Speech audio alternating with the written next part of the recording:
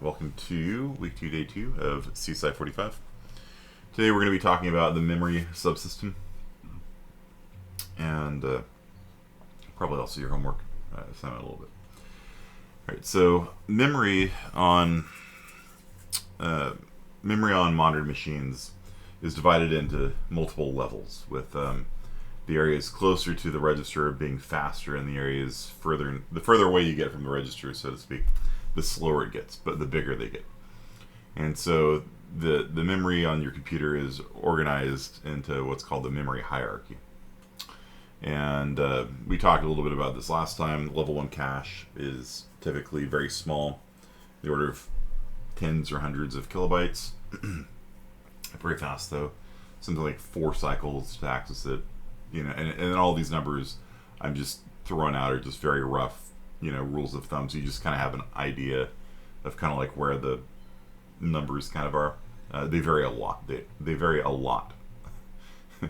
So these aren't hard and fast rules. Okay, so level 1 cache is usually divided into a data cache and an instruction cache. It's the only cache that is divided that way. Past that point, it's all just a unified memory architecture. Okay, so level 1 cache is on the order of tens of K. Then the L2 cache might be meg, and L3 cache should be like 10 megs. And then your RAM, which is after level 3 cache, might be 32 gigs. And then past RAM, you have the hard drive. And the hard drive could be 15 terabytes. So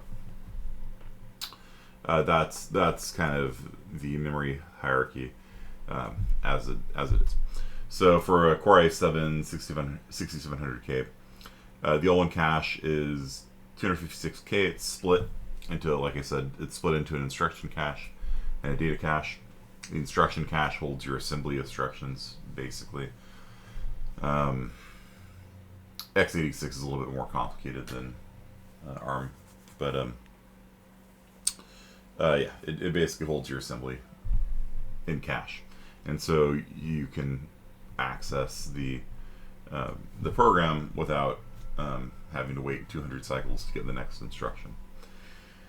L2 cache is a meg on it. L3 cache is 8 megs, and the Skylake i7 6700K is a multi-core CPU, as most modern PC CPUs are these days. And so a core is like a separate processor, almost. It's like it can run its own programs. It has its own cache up until the L3 cache. It's got its own separate L1 and L2 cache, and then the L3 cache is shared between the different cores. The reason for that is that if you have, let's say, 4 cores all running at the same time on an array, you got a big array in memory, and they're all, averaging numbers across it, reading and writing to it. Then the L3 cache will allow one processor to write to it, another one to read from it, without having to go all the way into RAM and back.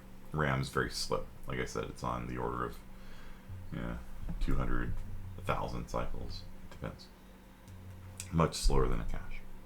Okay, so you really want your code to be getting cache hits. In other words, you want your code to be reading and writing to cache most of the time, not to RAM. If you're reading and writing to RAM all the time, the performance is going to be really bad.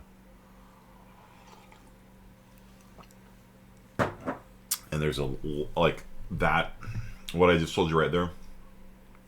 That one sentence, you want your code to be reading and writing to cache.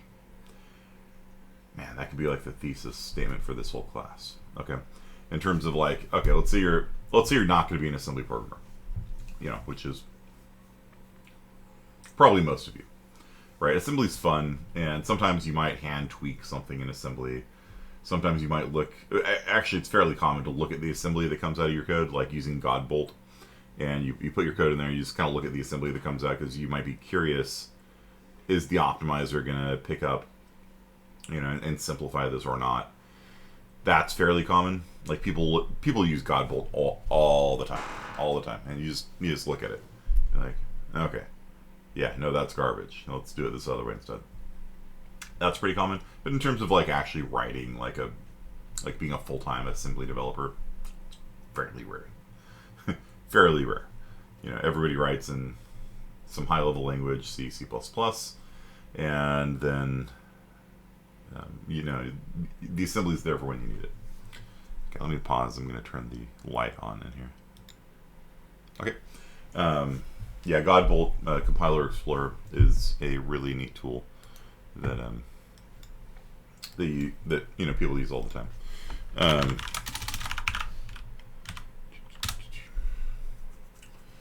And the reason why we use it is because we care about performance, right?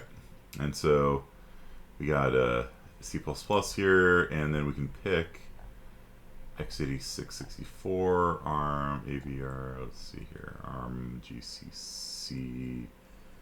There we go. And compiler flags.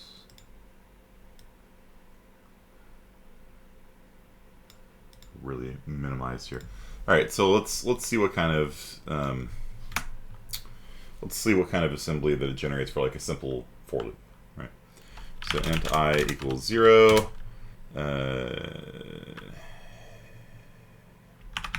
Return I. So it compiles it, and then look, you can see you can read this, right? So it's gonna there's your program. Move 0 into R0 and BXLR, right? So pretty simple so far. Okay, so for I equals 0, I is less than 10, I plus plus, we'll do a for loop that will just add 1 to I 10 times. The optimizer should pick that up. Yep, sure enough. And so you notice that it didn't actually generate assembly to do a for loop, right? And this is something that you'll find to be very annoying sometimes, because you're like, but I want to know, like, I don't remember how to do a for loop in assembly. And so you go into Compiler Explorer, you're like, damn it, Compiler Explorer, why you got to be doing this to me? And so you have to disable the optimizer, right? And then you come in here, and it'll be like, no, optimizer must still be on. Thought I deleted you. Well, we're gonna have to do something interesting then. So let's see out. Hello world.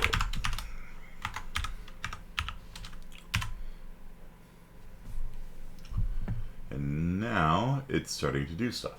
Okay. So you notice how it's last time we talked about push and pop. You start a function by pushing the registers.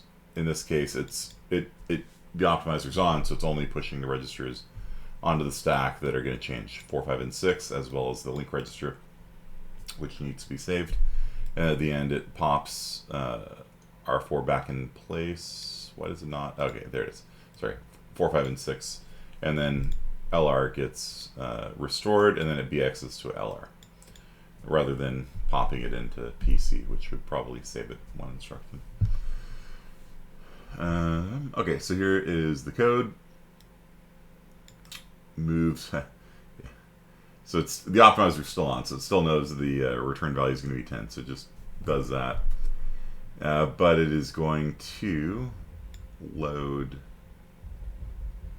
L6, which is cout plus 4. It's going to be that. And then it moves R2 to 13, moves R6 to moves 13 into R2, moves R6 into 1, calls this, let's see, subtracts 1 from R4, branch if not equal to. Yeah, okay, so there's your for loop, right? So it's going to subtract and set, and that's one of the topics for today. Let me zoom in on this a little bit. Can I zoom in? No, it's not accepting it. There we go. So, yeah, so it starts off, it's actually a very clever optimization. So it starts off by putting 10 into I. You see how I starts at 0 and then goes up, right, in the for loop? In the assembly that it generated, because the optimizer's on, what it does is it starts at 10 and it goes down. So the for loop's actually running the opposite direction from what you expect. And this is a very common optimization in assembly. Can you make it a little bit bigger? Yeah, okay. Nope, that's making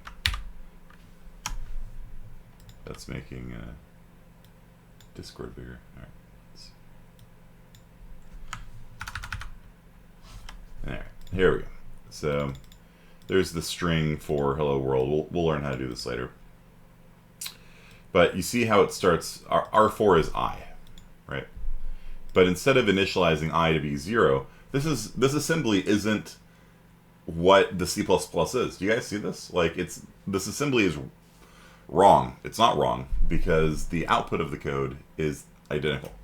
And so that's one of the cool things about the optimizer is that if you turn on the O3, it will generate code that is not what you think it's doing, as long as everything that's output is identical. Okay. So is counting down faster than counting up? Yes. And the reason for that is this subset thing right here. Sub and set. And I'll talk about that in just 1 second. So it starts off by initializing I to 10. Okay. And then it loads some memory addresses into R5 and R6. And this is only done once. You see every subsequent time in the loop, it branches to L2. So when it gets to the bottom of the loop, it comes back up here. So it doesn't have to load from memory multiple times. And those things are, where is it? L6 plus 4. So these two things here. And okay, the first guy here is hello world. So that's memory address LC0, which is hello world. And then the other one is the memory address of cout, basically. Okay, so that loads the memory address of hello, loads the memory address of cout. Okay, so then at the top of the loop, it puts 13 into R2. It puts R6 into R1. It puts R5 into R0. And then it branches with link, which is our function call, right? To this function, that's cout, basically. It then subtracts 1 from, it's a hell of a function name, isn't it? Look at that. Look at that function name. It's a hell of a function name. Right? And then it subtracts 1 from I. And it does a S suffix. So we talked a little bit about suffixes over the last 2 classes. Godbold is so cool, yes it is. And Mr. Godbold himself has given some really good talks that you can see on YouTube. I don't want to get distracted from it, but he gives talks at CPPCon, and I believe I've seen talks that he's given at other places as well that are fantastic. I highly recommend everything that he does. He's a genius dude. Okay, and this tool is just super cool. I mean, it's basically what, if you G++ -S and look at the code, that's, it's just doing that on a web page, so you don't have to, go through all the rigmarole. And all you have to do, you could change something here. What if I initialize this to 10 and say, have it be greater than 0, or something like that, and then I minus. Will the thing work the same way? And the answer is, it looks like it's exactly identical, right? Yeah. I don't like writing. So, those of you that were out there saying, oh, counting down is faster, I should write my for loop this way. No. See how the assembly generated is the same? One of the big takeaways from this class is that you're going to learn to trust the optimizer, right? Is that the optimizer for modern compilers are actually really, really smart. And so what's important for you when you're writing a high-level code like C++ is just express your intentions. Express what it is you're trying to do. And so if you want to do a for loop that runs 10 times, this will confuse people, right? Because then they have to start counting on their fingers and toes. Like, okay, it starts at 10, and then okay, 10 is bigger than 0, and then it does the loop, then it goes down by 1. Now it's 9. You see people in like computer labs all the time, sitting there counting, like, all right, how many times is this going to run? And they're tracing the loop. And I don't like that, because I mean, it's probably good exercise for you at some level, you know, to do it once or twice, but I don't like thinking about my code. If you have to think about your code, you can think about it wrong. And so I like sticking to the pattern. There's a pattern for for loops. This will run 10 times. I don't. Oh. This will run 10 times. You know, with the minus minus, not. But as long as you stick to this pattern, then it'll run 10 times, and I don't need to think about it. And even though, yes, counting down is faster than counting up, for a reason I'm about to show you, the optimizer will pick it up and do that transformation for you. Are you guys with me on this?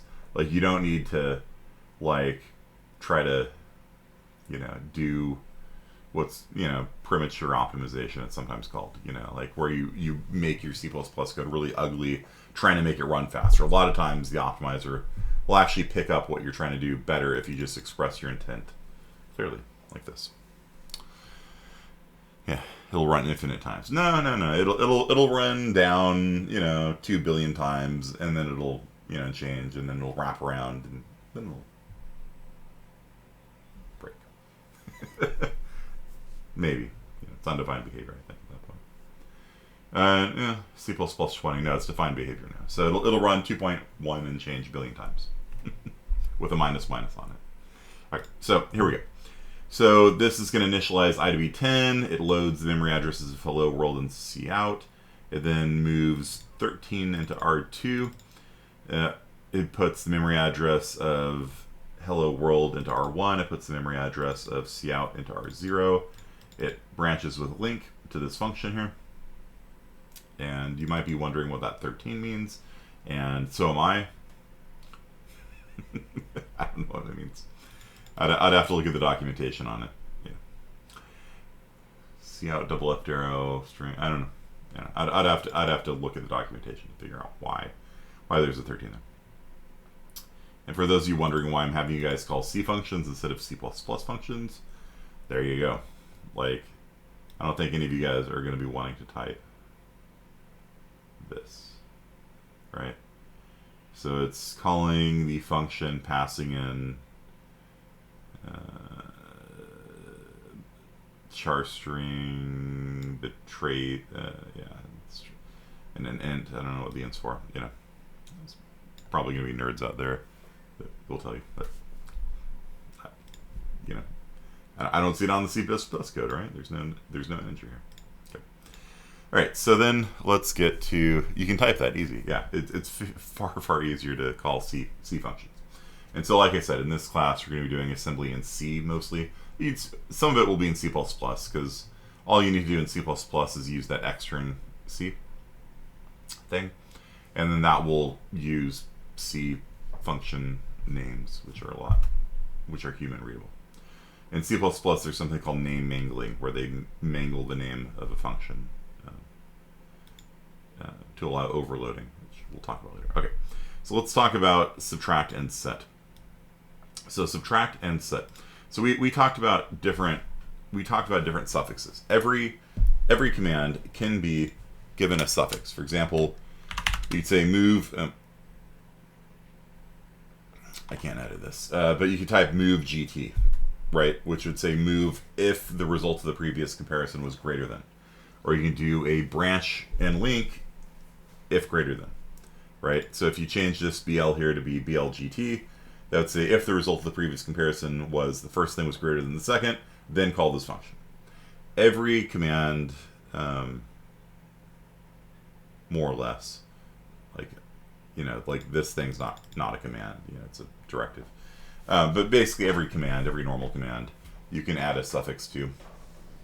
And one of the suffixes you can add is different from the others. It's not like the others. And that thing is the S suffix. So let me come over here into good. And let's look at loop.s and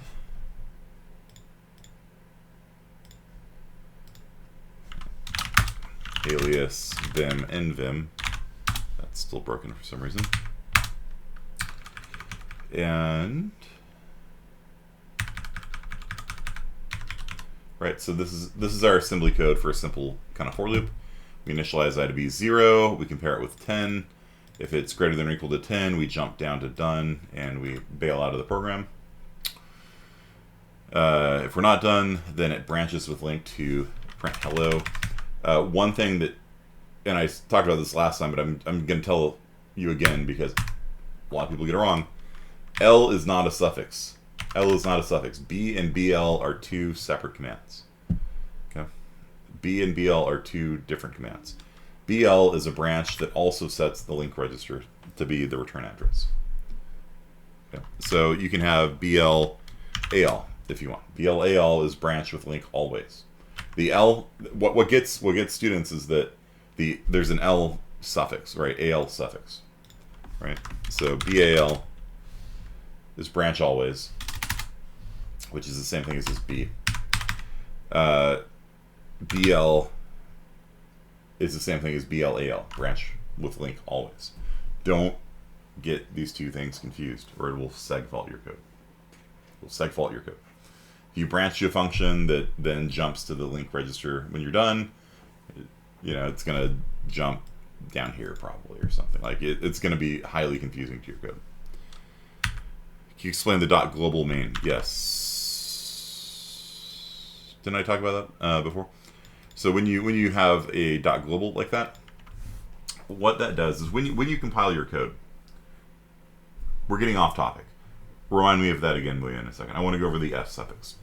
So the suffixes that we know so far is greater than, less than or equal to, less than. So you have BLLT, that would say branch with link if less than, right? And in fact, that would actually not change the functionality of this code at all, because the last comparison was, if the result was greater than or equal to 10, then it would jump down here. So the result is always going to be less than at this point. And so this code would actually run exactly the same way. And if I compile this, GCC, nope. GCC loop.s. Branch is only used to branch within your program. Yeah. Okay, I've got to compile it with what I call it, print hello. Print hello, and I'll link it with the .o file. You see what I did this time? I didn't pass in the .c. I passed in the .o. What does that mean? Well, all a compiler does is translate from source code to machine code. So source code's for people, machine code's for machines. And if I passed in the .c here, it would translate it into machine code, secretly generate a .o file, and then link that against that. But there's no point wasting the time to do that every time. That's why we generate .o files, right? Is you compile it once, you do gcc-c, print hello.c, and that generates a .o file, so you don't have to constantly recompile it. Okay, so anyhow, let's run it, and there you go. 10 times it does hello world. Okay, so that's the less than suffix attached to BL. So B is used for your if statements and your while loops and for loops and things like that. So use B like this. You're just going to jump to here. It doesn't do anything special. It's literally just moving the address of this line of code here into register 15, basically. It might be like off by 1 or 2 because it's weird how register 15 works. That's why you shouldn't be moving things into R15 by hand. Let the B command handle that for you. Okay, so use B when you're jumping to labels and making if statements and for loops and things like that. Use BL when you're doing an actual function call. So if you're going to call a C function, always use BL. If you branch to print hello, I mean, it'll compile. Let's see, where are you? There we go. We'll compile, and ew, it ran one time. Why? Because why did this run one time?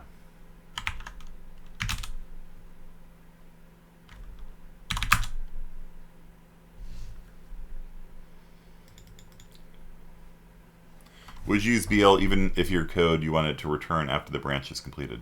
Would it change the amount of resources used? Because it never returned. It did return. Okay, so let's trace what's going on here, right?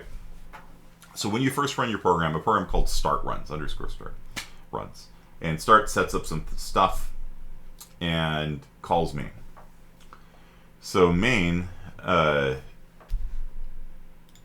is a function. That's what .global main means. It's a function. It can be called by things in other source code, code translation units, if you want to be, precise about it, which I'm not.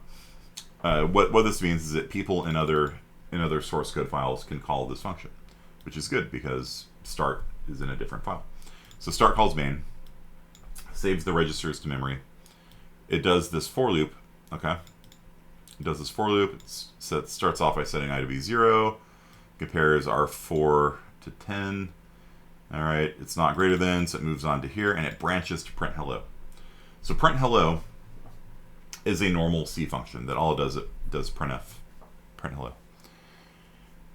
So it worked, like you saw it. Like the code actually worked. It jumped there, and it printed hello world, right? But what happened when it jumped back, right? A function is something you jump to, and then it has a return statement where it jumps back. It returns back, right? You branch there, and then it does a BXLR or equivalent, like this, which is more or less equivalent to it. Although it won't switch between 16-bit and 32-bit mode. So we jump there, and then when a function returns, what it does is it uses its link register. The link register holds the memory address it's going to go back to. What value is in the link register when I call this? What value is in the link register? What do you think?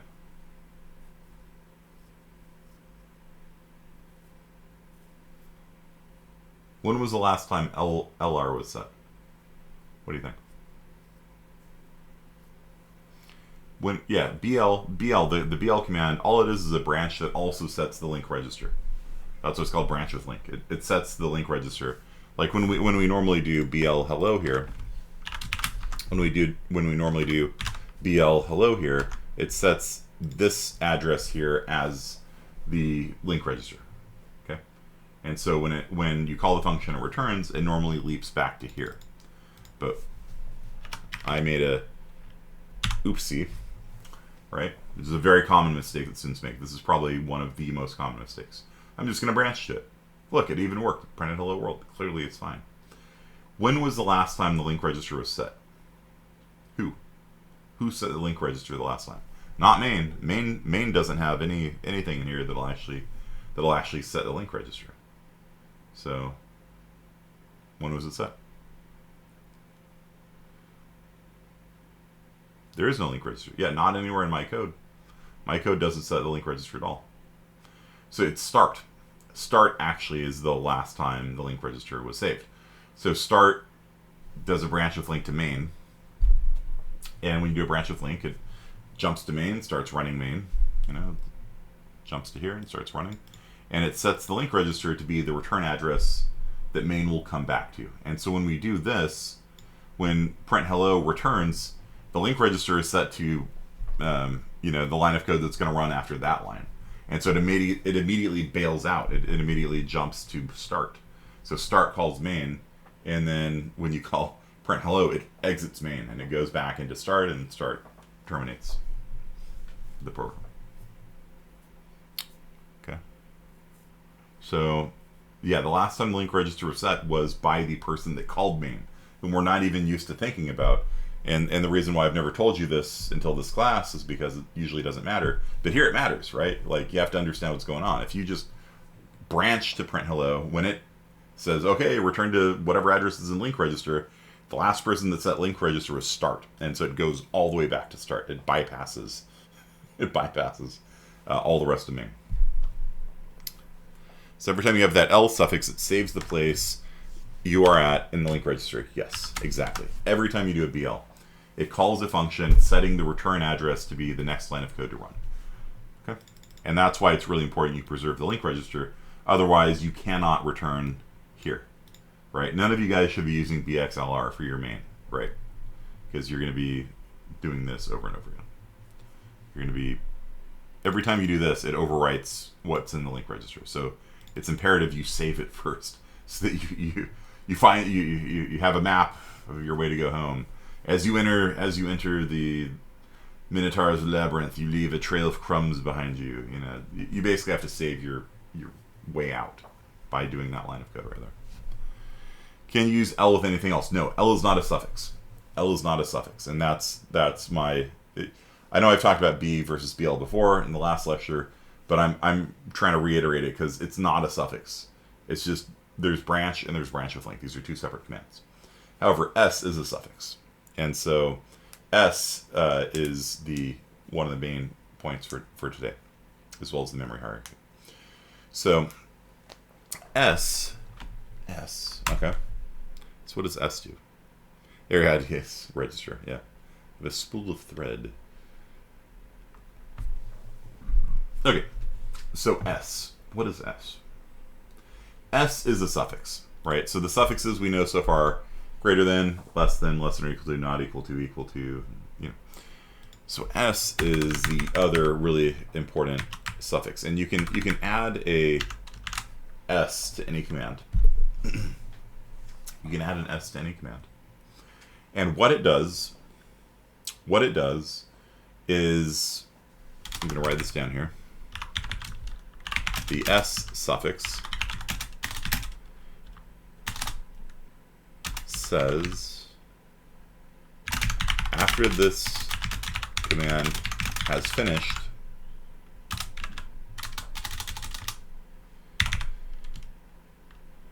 compare the destination register with 0. Compare the destination register with 0. So it is a free compare. You know how I have a compare instruction here? That's not needed. I could write this code without this compare. I could write this code without this compare by using the S suffix. Okay? But that's why it has to count down rather than up, because it only will do a comparison with 0, not a comparison with 10. If you need to do a comparison with 10, yeah, you got to have the compare in there. Let's go back to Godbolt. So what's happening here? This sets up the loop. Okay, moves that into there, move that in there, move that in there, calls the thing. Okay, so I is initialized to be 10, and then it subtracts and sets. Subtract and set. So it subtracts 1 from 10. Okay, so R4 starts off at 10, it subtracts 1 from 10, it's now 9. It saves 9 into R4, and then because it has that S suffix on it, it compares R4 with 0. After the command is done, it compares R4 with 0 for free. It does not cost you anything. Okay, that saves you compare every loop, and that really does add up. Yeah, because there's only like what 1, 2, 3, 4, 5, 6. There's only 6 assembly instructions in this loop. If you had to do the compare every time, it'd be 7. So that's like a, you know, was it 1/6, 1/7, you know, performance increase. Pretty sizable, right? It's a pretty sizable performance increase. But you have to count down, because the only way that S works is by comparing it with 0. So you start at 10 and you count down to 0, right? You start at 10 and count down to 0. And then once it hits 0, then it branches. As long as it's not 0, it will branch back up to the top and do it again. But once it equals 0, then it continues. Okay, so that is how it's a very common optimization where you start at 10, you count down to 0 using subtract and set. Once it hits 0, R4 and 0 will be equal, and so the branch, if not equal, does not take place. It does not jump back up here, and then it enters the end zone for the thing, where it puts It puts the return address into the return value into R0, restores the registers that need to be restored, and does the BXLR. Okay. All right. You guys understand? The S suffix.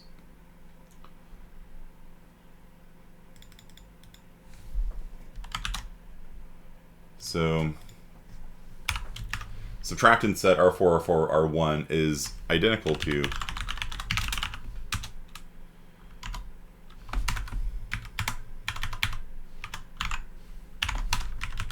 this is identical code to subtract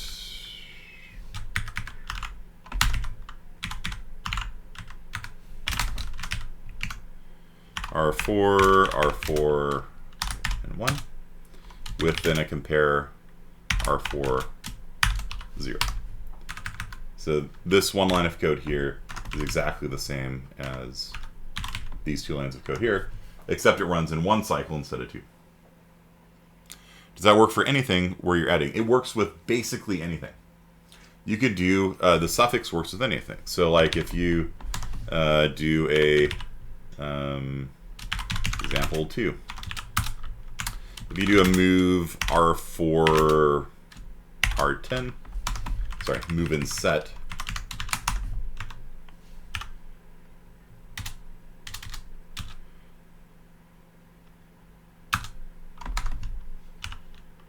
that is identical to move R4, R10, followed by a comparison of R4 with 0. Notice how it's always 0. This is, you don't get a lot of options with the set suffix. It whatever register. Let's not make it R4 again. Let's make it R11, whatever. So if we move a value from R10 into R11, and we move it in with a set suffix, that will move the value from R10 into R11, and then it gives you a free comparison. This is purely an optimization thing. You don't need to know it to write functioning assembly code. You do need to know the suffixes, the other suffixes for comparisons, because that's how you do if statements. This is purely an optimization thing, but it's a really common and a really valuable one. Okay. So I just saved 3 strokes then on FizzBuzz. Yeah. And see, do you guys see why I'm doing code golf with you? Because it gets you into that habit of like, oh, yeah, I could squeeze it down a little bit. All right, I found a way of cutting out a couple more strokes. And that's the mindset, you should be in when you're doing assembly or looking at assembly, There's a lot of people just look at assembly. This is very common, look at it. And for those of you that don't know, I saw you guys mentioning it earlier on there. CPPCon is the World C++ Conference. So I went to it 3 years in a row. 2015, 2016, 2017. They've since moved and since been quarantined. So I haven't been to it recently. But I met a lot of really cool people there. There's a lot of really sharp people. I got to meet Bjarne Strustrup. The guy who invented C++. He's a really neat guy. I like him. He's a cool dude. I saw him vote for my poster as the best poster, so clearly means he is a man of intelligence and substance. Because he voted for me. If he hadn't, I'd be like, I'm kidding. Dude's really awesome. I like him a lot. Poster, some other time. Okay, so yeah, so you guys understand what's going on there? So that's why it counts down instead of up, because if you were to count up, you would have to do that comparison with 10 every time, and you can't shortcut that out. But when you count down, when it hits 0, because subtract and set will do a comparison with 0. Every time you subtract 1 from R4, it's going to compare it with 0. So and then once it hits 0, then we're done. And so that saves you 1 comparison every time by counting backwards. What compiler does Godbolt use? You pick. They got lots of compilers in Godbolt. They got lots of options. If you want to look at x86 64 experiment. Let's do the latest clang in x86 64. So let's see what kind of x86 assembly. Ooh, look at this. Oh, yeah. Nice. Okay. So it did some loop unrolling, it looks like. And so this is probably a technique that some of you guys are using for your FizzBuzz technique right now, right? You might have noticed that since branches are expensive, you could probably get away with copying and pasting some of your lines multiple times to save on the stroke count. And guess what? That's why I'm having you guys code golf, because look, it copied and pasted the code. It's fat. Look at that. It's faster if you don't have the branch. Well, different compilers generate different assembly for ARM32. Yeah, I mean, let's see. For a simple program like this, maybe not, but let's go to an older version of GCC. Compilation failed. What's going on here?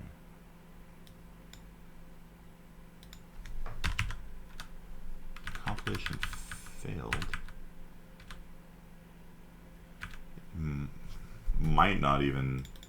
Might be too old for that. Let's try a newer one. Compilation failed. What's the error? Oh, yeah, it doesn't support C++ 20. Okay, so let's switch it back to old version. Standard equals C++ 98. Compilation failed. What is it? OFAST. It doesn't know the OFAST. O3. Let's do that. There we go. And yeah, all right. So look, the assembly that comes out is different. Excellent question, Zach. Excellent question. You see that? And this guy unrolled the loop also. Look at that. So the older assembly, the older compiler generated assembly 1, 2, 3, 4, 5. So it's going to call, look, 1, 2, 3, 4, 5, 6, 7, 8, 9, 10. Yeah, so it unrolled the loop to avoid the overhead of having to branch backwards every time. Can you have like move EQS? Yes, you can. You can combine the suffixes. So if you say move EQS, that would do a move if the previous comparison was equal, and after that move takes place, it will set the comparison. It'll do a free comparison. The comparison will not take place if the thing did not execute. So I don't know if you guys saw the question, but so move EQS would be the same thing as doing a move equals and a compare equals, like that. Where these things will only take place if the previous comparison was equal. You have to be careful when stacking these things together, because S is a comparison, right? So if you have multiple move equals and move not equals and you're putting S's on there, every time the S takes place, it's going to erase the results of the previous comparison. Remember, it only saves the results of one comparison. And so every time you do an S, it's going to erase the secret register of the CPSR that has the results of the previous comparison in it. So you have to kind of be careful of that, right? Because this suffix is doing that, right? So it's going to erase whatever comparison you had done before. Is move seek different? You can't. I don't think you. I think that's the order you have to do it.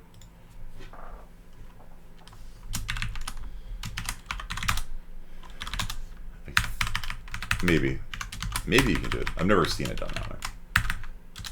Yeah, it does work. Yeah, it's the comparison first, and then S comes at the very end. So that's the order. Good question. Very good question. What order do the suffixes come in if you do both? And it's always EQ or any or whatever, followed by S. Cool. So it moves first, then updates the, yeah. So the S is, like I said, every time you see that S there, it just, after, and it's always this. It's always the destination register. Some students want to do like you know, R5 and R6, and they want the S to work on like R5 or something. No, No, it's always the destination register. The destination register is the first. This one. It always, because that's the register that's updating, right? So as you update it, you do a free comparison with 0. It does not work with. It does not work with any of the other registers. It's always. You guys understand? It's always the destination register that gets the free comparison. You guys cool? You guys understand that? So after the command takes place, whatever register just updated, that's the one that gets the free comparison. Okay. Nice optimization. And you'll see Compiler Explorer use it all the time, and I use it all the time. Okay. All right. So, cool. Let's go back to memory hierarchy. So, faster and smaller, bigger and slower, bigger and slower, bigger and slower RAM hard drive. Okay. So, this is a Gen 6 Core i7. You guys see these sizes: 256, 1 meg, 8 megs. A standard Core Cortex A9. I wonder if they called it a Cortex because of the Core i7. Never thought about that before. They're like, well, we can't call it Core because Intel has it copyrighted. We can call it Cortex. It's like your brain, man. I wonder if they did that or if it went the other way. Never thought about it before. Okay, so the ARM Cortex A9 versus the Intel Skylake i7 6700K. Okay, so the Intel 256K of L1, the ARM 64K, so the Intel has 4 times as much L1 cache. The L2 cache is optional, right? It's kind of weird. I mean, it's not weird, but like it might surprise you. The L2 cache is small, smaller usually, but it could actually be as big as 8 megs. And the reason why it could be so big is because a lot of systems on a chip, which is a chip that does everything. It's, rather than having a whole motherboard, everything on the MOBO is on this one chip, basically. The system on a chip, the SoC, can have a video card in it, right? Like if you guys are used to the Intel CPUs that have a video card, the Intel Iris graphics or whatever they're called, the garbage and integrated graphics that Intel sells. It should be a familiar concept to you, right?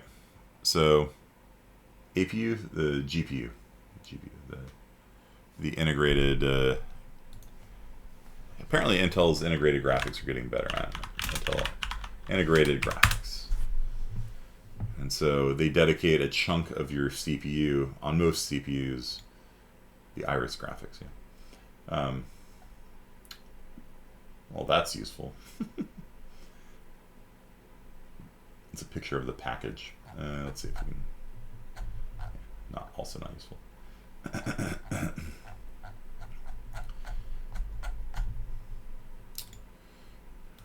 see if we can get a picture of this.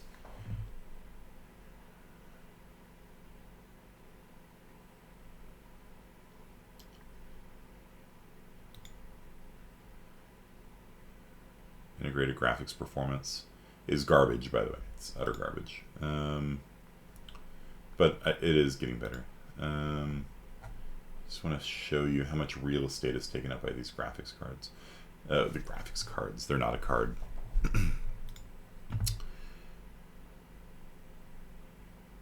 Yeah, so you can see the integrated graphics have been going up pretty rapidly in size in terms of processing power, right?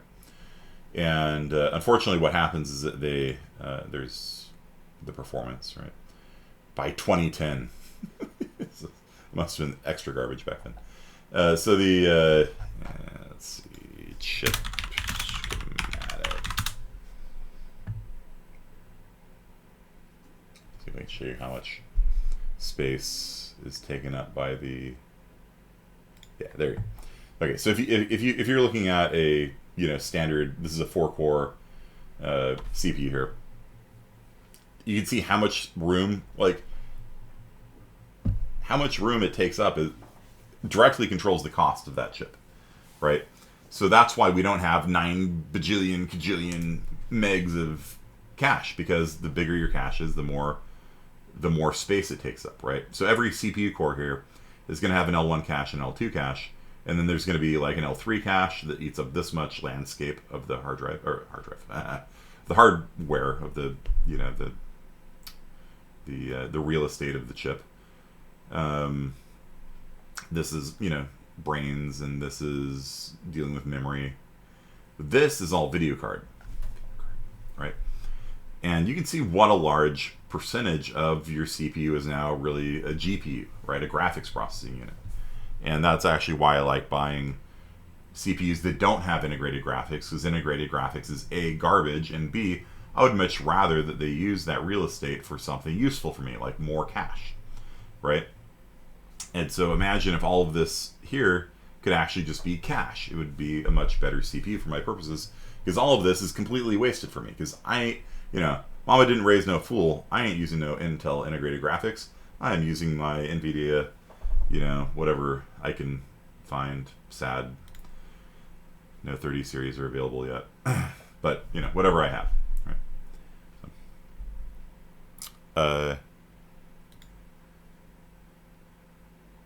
Yeah.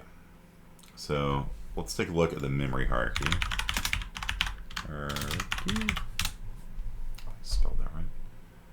Hierarchy.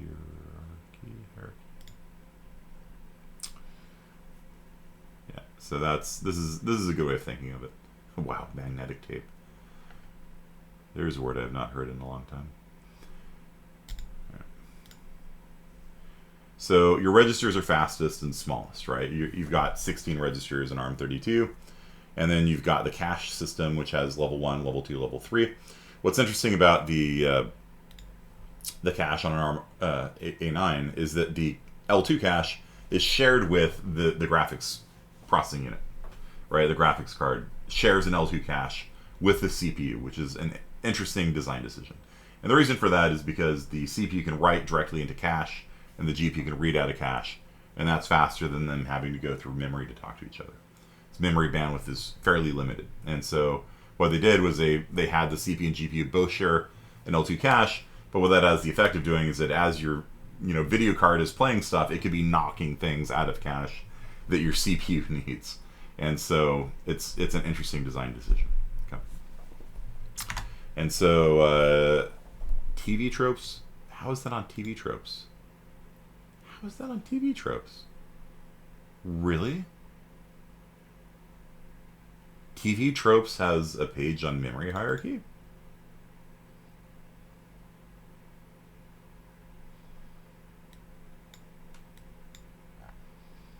And it's accurate?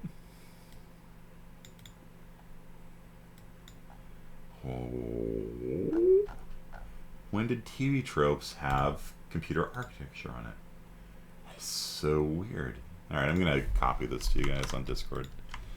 What is this? That is one of the most amusing things I've ever seen in my life. Okay. Yeah, so the registers are very limited. You've got 16 ints, you know, that you can hold. And then the L1 cache is 64K, the L2 cache is maybe 8 megs. There is no level 3 cache on the ARM CPU. And then then it has to hit RAM, and you've got physical RAM. Virtual memory we'll talk much later in the semester. And then if it's on RAM, then it's got to go to the hard drive, you know, or in the case of Raspberry Pi, you got an SD card. And even though SSDs are fast and SD cards are fast, it's still slow. It's slower than RAM, right? Yeah, look at that. Optical disc. Magnetic tape. Man. Yeah. So this is a flashback to the 90s for me.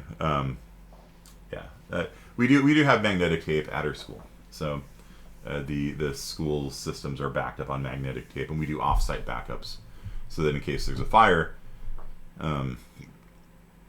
it won't lose like all of your academic data. All of the course syllabi and things like that are all backed up to tape. But damn, yeah, no CDs, you know. All right, so.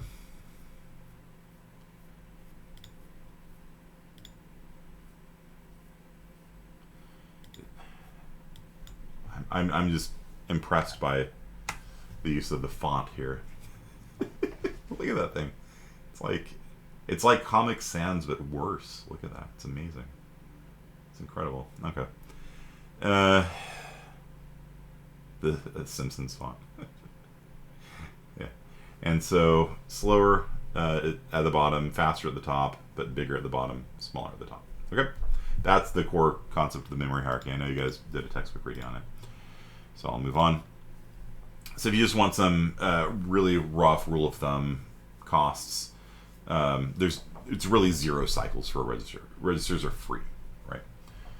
You can read and write them as part of a normal command.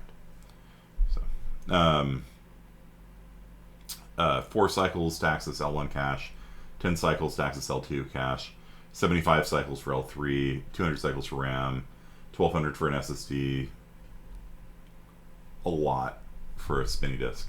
And spinny disks are a little weird because accessing the first one is really expensive, and then after you've accessed the first one, subsequent ones, like if you read from memory address 100, then you read from memory address 104, 108, 112, 116, all those are faster because the hard drive is it's a spinning disk, right?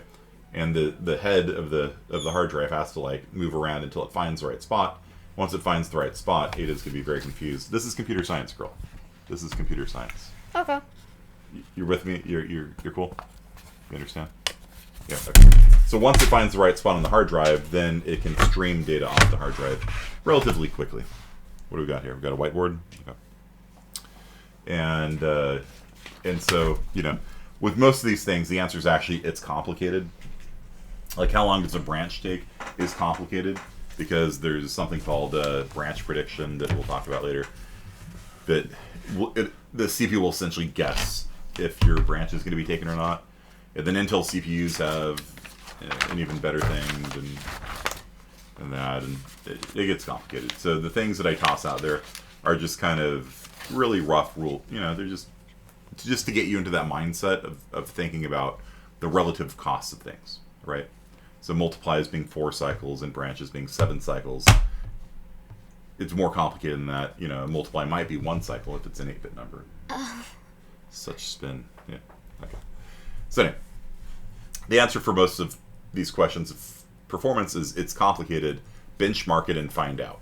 Right? That is the answer that people will always give you. Like, benchmark it, find out. Actually run your code on a big problem set and see how long it takes. Okay, so, but this will give you kind of a good mental model for working with it. All right. So, there's a lot of ways you can actually make a cache, but the very simplest way, which is all we're going to talk about today, is it's like a hash table. It's like a hash table, and it holds variables, and it hashes them based on their memory address. I want to see more spin. You want to see more spinny GIFs? For those of you at home, my students are posting GIFs of things spinning. Let's see. There you go. Do a cat on a record player for you. Okay. So suppose your L1 cache is 40 bytes. 40 bytes. 10 integers. 40 bytes. Far smaller than they are in real life, but it'll that's funny. And a seal spinning around. So let's say that you. All right, I'm minimizing Discord data. You're getting distracted. All right. So let's say that your L1 cache has room for 10 integers only. So let's say you read from memory address 4332. What will happen is that this will go into the hash table at slot 2. So when you read from RAM, that variable comes from RAM into the L3 cache, into the L2 cache, into here at the L1 cache, and it gets saved into slot 2. Because 4,332 modulus 10 is 2. That's why I picked a power of 10. Power of 10, it's very easy. It's very easy to modulus things that are powers of 10. You just take the last digit, right? So that will go into slot 2. Now, if I were to read from like, here, I need my laptop. Here, take all this stuff, please. Ada, take the stuff. Let's say I'm going to read from memory address 9002. Ada, take this stuff. let's say I'm going to read next. So I read one variable from 4332, and next I read from address 9002. What slot in the hash table is it going to read into? So let me just draw it here.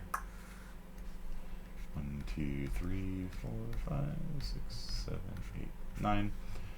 Slot 0, 1, 2, 3, 4, 5, 6, 7, 8, 9, 10. Okay. So let's say we load from RAM. RAM is way over here. Far away. It's RAM. It's hundreds of cycles away. Okay. Well, so let's say we do a load. We do a load command, and after 200 cycles, it finally gets to here. And it's going to write down two things. It's going to write down the memory address, 4332, and actually what's held there. Let's say it has the, let's say memory address 4332 holds, what number do you guys want it to hold? 42. No, let's not use 2 because it's in slot 2. I don't want to confuse you guys. 69, nice. Pick something else that is being recorded on YouTube. 76, awesome. So let's say 1776, of course, right? 1776, there we go. So somewhere, like in your C++ code, you say x is equal to 1776, right? Int x is equal to 1776, and if you were to see out the address of x, let's say this would print 4332 to the screen. Okay, you guys with me? So every variable in C++ has a memory address, which is all a pointer is, right? And a value. So every variable is a memory address, where is its home, and what value is in its home. So if you were to output the memory address of x, in our example here, it would print 4332 to the screen. Okay? And so when we load the value of x into a register, it comes from a far off land of RAM, and the cache saves the memory address, and it saves the value of it. Now let's say we say int y equals y equals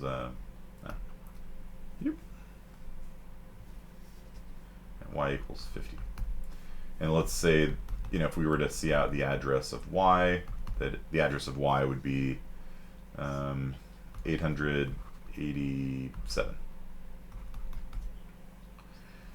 So, if we've never seen y before, and this is what caching is. Caching doesn't help the first time you use a variable. Caching does not help the first time you use a variable. It helps the next time you use a variable, because it's in cache. So the way that it works is the first time you use a variable, it's got to go off to RAM. RAM's got 50 saved in it somewhere. And actually, well, this would be an immediate, but whatever.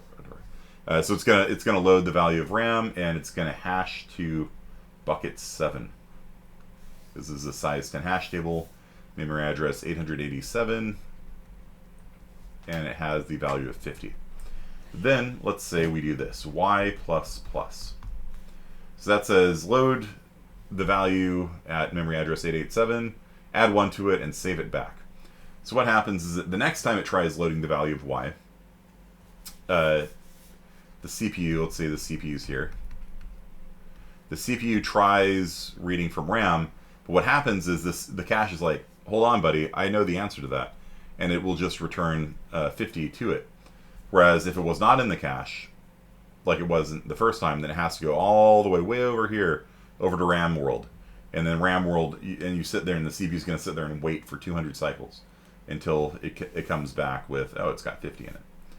But if it's in cache, the L1 cache here, this is the L1 cache. The L1 cache intercepts the load and says, no, I know the answer to that. And it gives it to the CPU. And then if the L1 cache doesn't know it, then it goes over to the L2 cache. And if the L2 cache doesn't know it, it goes to the L3 cache. I'm making it progressively smaller as it gets further away. And then finally, if L3 cache doesn't have it, it'll hit up RAM. Okay, so that's what happens when you load from RAM. The CPU talks to the L1 cache like, hey buddy, do you know who this is? No? Hey, L2 cache, do you know who this guy is? Nope, never heard of him. L3 cache, you heard of him? Nope. Okay, RAM, give it to me. And then when RAM gives the answer back, all of these caches are going to write it down. They'd be like, oh yeah, okay, so at memory address 887, the value is 50. And then the next time you access that variable, it'll intercept and be like, no, you don't have to talk to RAM. You can talk to me. Talk to me. I know the answer. The answer is 50. And the CPU's like, all right, cool. And by the way, that address is now 51. And so the L1 cache will then update its cache to help hold the value of 51. And the L1 cache will tell, hey, 51's in L2 now. And that'll report up to level 3. Hey, that memory address is 51 now. And then that'll write into RAM. So all the CPU needs to ever really do is talk to L1 cache. And if L1 cache doesn't know, then L1 cache asks L2 cache. If L2 cache doesn't know, it asks L3 cache.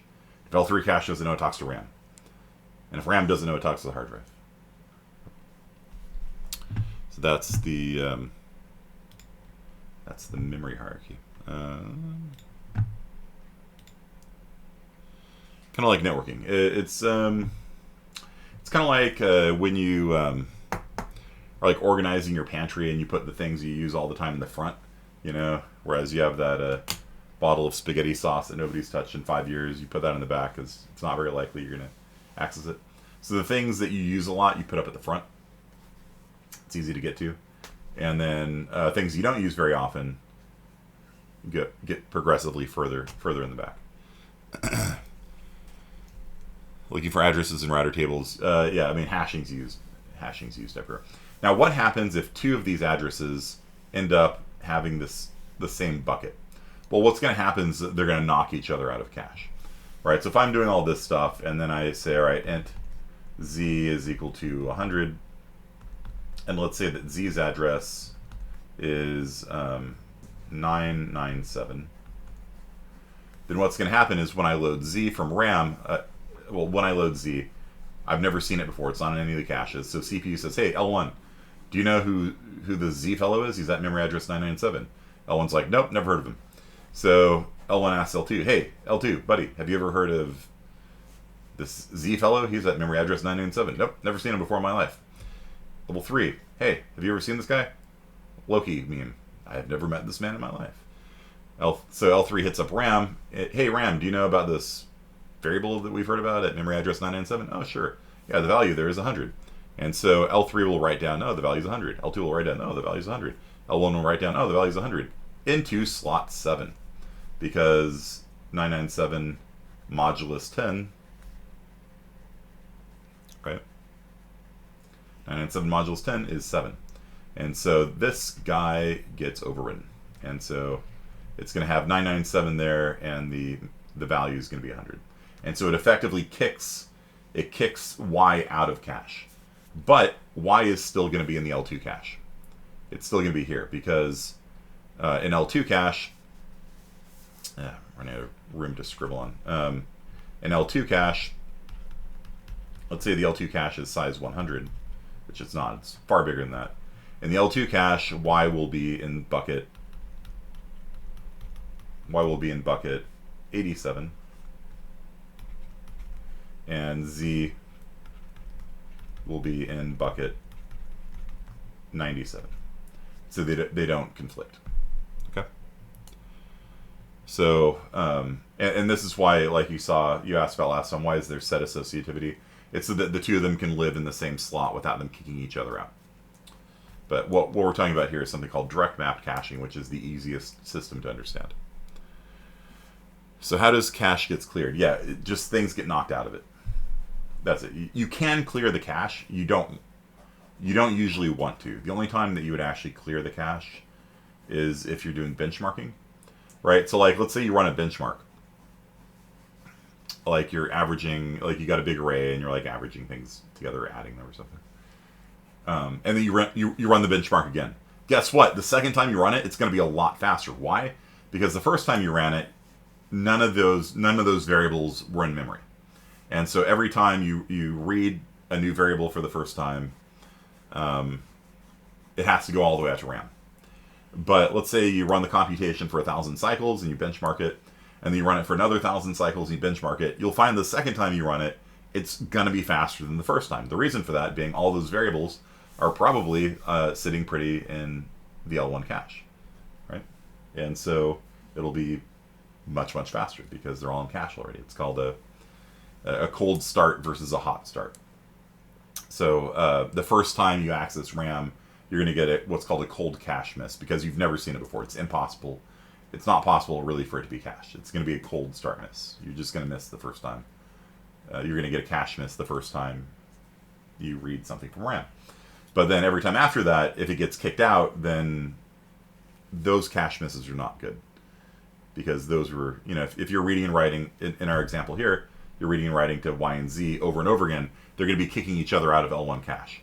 And so you're going to get an L1 cache miss, but you're going to get an L2 cache hit. But your code's going to run 5 times slower because instead of waiting for 4 cycles, you're waiting for 20 cycles. And so you're like, why is my code running poorly? And so you run a tool that tells you how many cache misses you got. And would the second run be a more realistic benchmark? I don't know. It depends.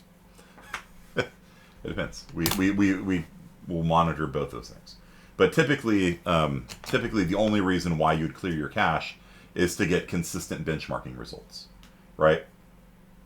So let's say you run your code 1,000 iterations, and then you modify, like maybe the second time you run it, you are doing it a different way. You don't want the second way to look faster just because stuff's in cache, right? And so what you do is if you're like being very professional at benchmarking it, you clear the cache, run the code, clear the cache, run the code a different way. And then you'll get a legitimate comparison of the two different algorithms. You got two different algorithms. You want to eliminate cache effects from your calculations. That's the only time you'd clear it. The rest of the time, the cache is good. The cache is good because the cache has all the variables you're using, right? And they're very accessible. It's like, I need to access Bulbasaur all the time, so I've got a Bulbasaur within arm's reach for some reason. Ada, I think this one's yours. When she was 5 years old, I asked her what she wanted for her birthday, and the only thing she said was a Bulbasaur, so she got a Bulbasaur. I spoil my daughter. She gets one present a year. CMOS batteries keep it intact now. No, when you turn your computer off, the cache goes away. Cache goes away.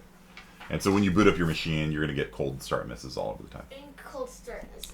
Because the cache is empty, so it's got to fill up. It's got to fill up. Yeah.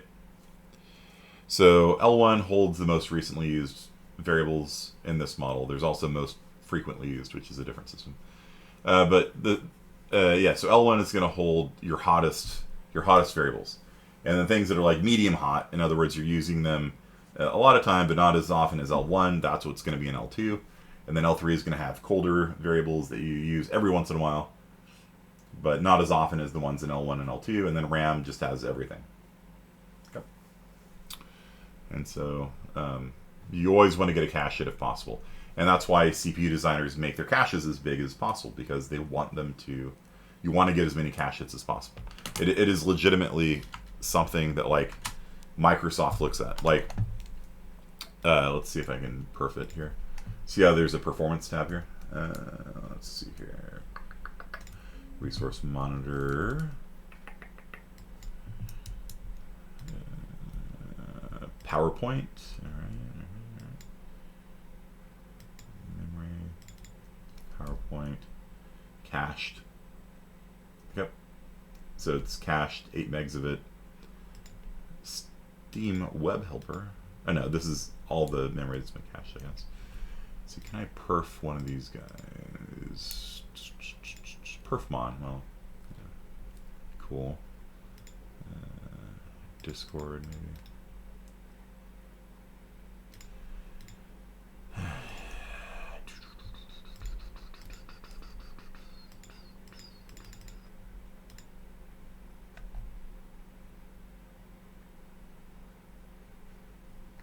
Yeah, I'm not seeing it.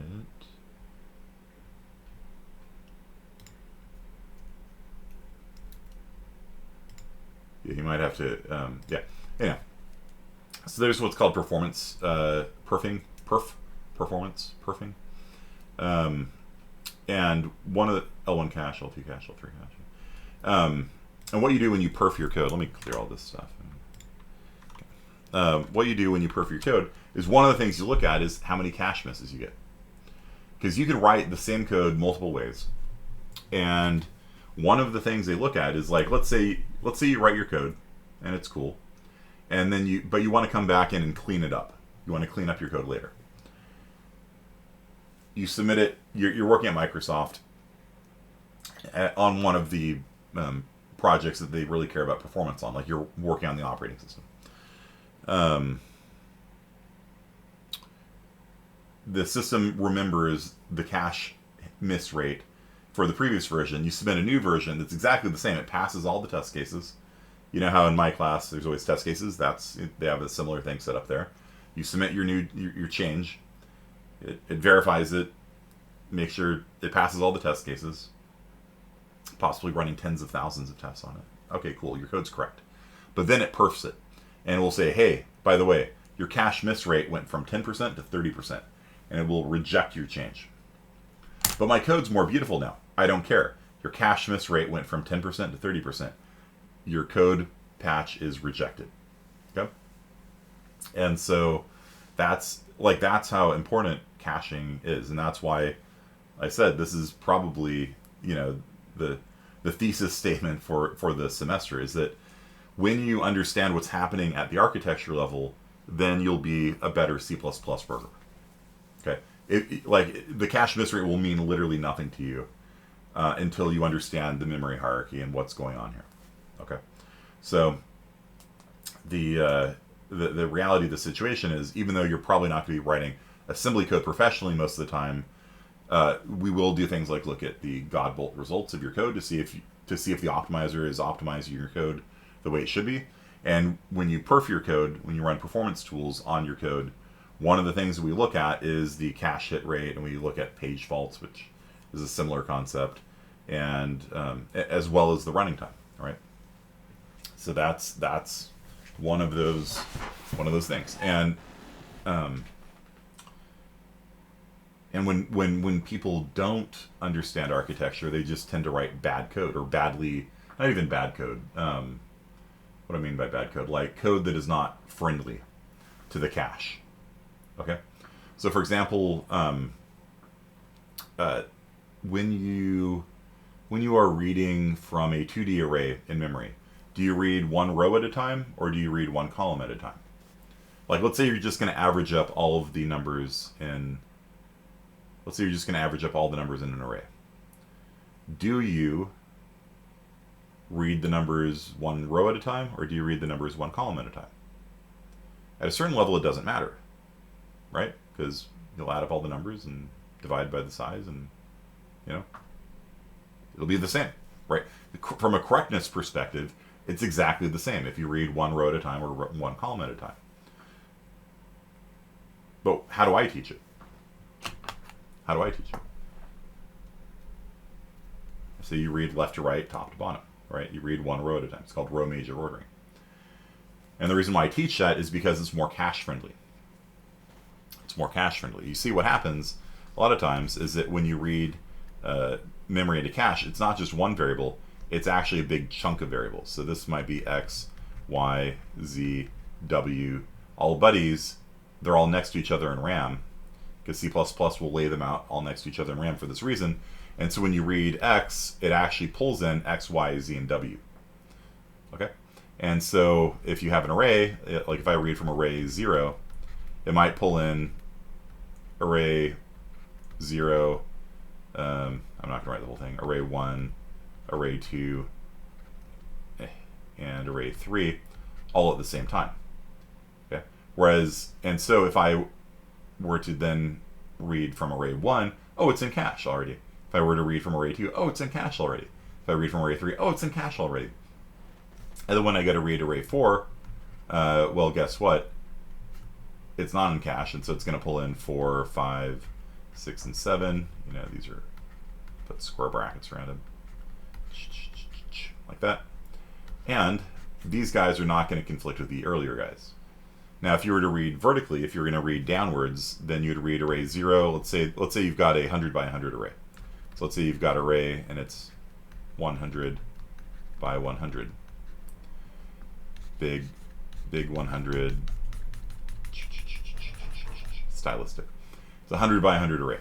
And so rather than reading left to right like this, let's say you read top to bottom. Then you're going to read array 0, followed by array 100, followed by array 200 as you're going down the leftmost column.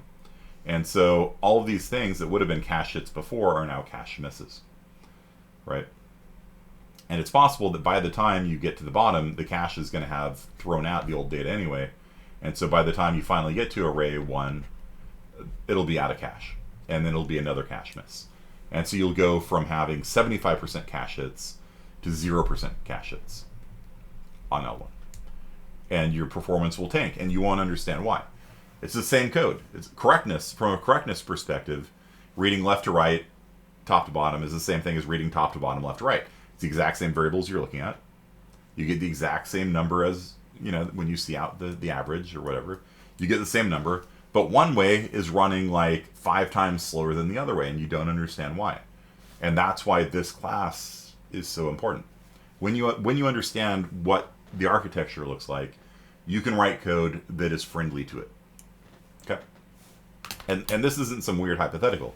Like if you look at the discussion of like people on the Linux mailing list, on the CPP committee, the C++ committee discussions, this is the kind of stuff they talk about. Like, yeah, that's a good idea, but it's not cache friendly. Like that's a valid objection to people's code.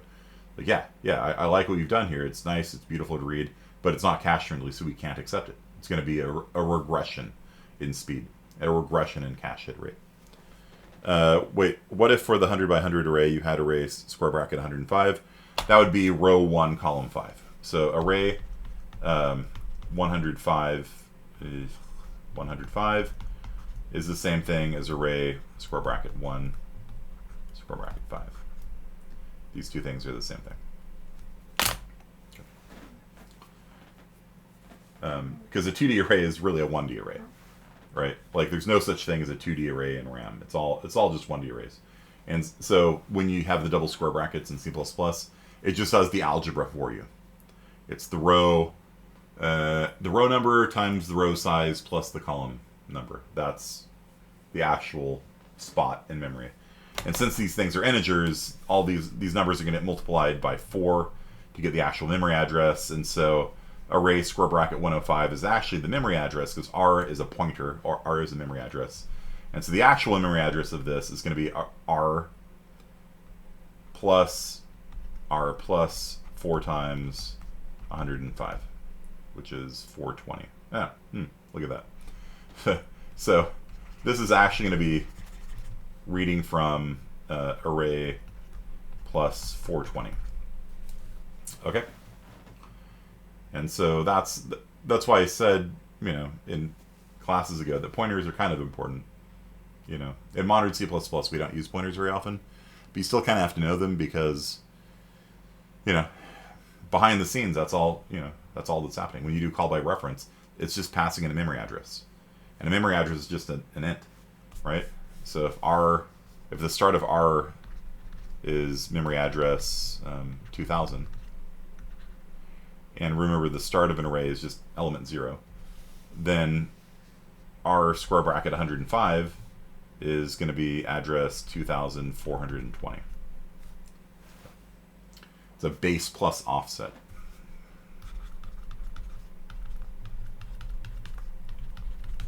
Does that make sense to you guys? Behind the scenes, remember, registers are just ints. A pointer is just an int, really. Like, everything's just an int. In your registers, everything are just 32-bit ints. And so when you load an array, when you read from an array, the array has a memory address, so that's just an int. And then when you do a square bracket like this, if you say square bracket 1, square bracket 5, then it knows, C++ knows the size of the row, which is 100. So it takes 1, multiplies it by 100, adds 5 to it. Okay, so that's the 105th element past the beginning. Okay, so what memory address is that? Okay, 105 times 4. Why? Because it's an int. It's an int array. And so C++ needs to know the type, and it needs to know the size of the row. And then it can do the algebra needed. So 1 times 100 plus 5 gives you 105. 105 times 4 is 420. 420 plus the start of the array is 2000. Gives you, we're going to load from this memory address in RAM. And that's scary to do. And so in C++, you can just write this code here. You just do this. It's a lot easier. The only thing I hated more than array was pointers. Yeah, you can in C++ you can get away with not knowing pointers really, because it hides it from you. Pointers are scary. Pointers are so scary that the Java language was basically C++ minus pointers. That was how they designed Java. They took C++, they got rid of pointers. They're still there, but you just can't see them. Right? They hid them. They put a blanket over it. Pay no attention to the man behind the curtain. So Java still has pointers / references all over the place, but they just hide. They hide the scary math behind the veil of illusion. Okay, and so the way the caching works is it just takes whatever that memory address was, right? So if we just read from memory address 2420, then this would hash into the hash table, the L1 hash table. That would go into slot 0, right? So this wouldn't go into slot 0. And then the L2 cache with a size of 100, it would go into slot 20. The L3 cache with a size of 1000, it'd go into slot 420. And if anybody else hashes to that same location, then it knocks us out. It erases us out of the cache. The cache goes away. Our cache entry goes away. Okay. So, oh, sweetheart. So, I will give you guys a worksheet to do on this, so you can kind of get some experience of the memory hierarchy. Here's an example. So, let's say we're reading from memory address 4th. This isn't real. That's actually not what the load command is, but we're loading from 4321 into register 0. Okay, and caches are obviously much bigger than this. I'm just using powers of 10 because it makes the modulus easier. It's a hash table.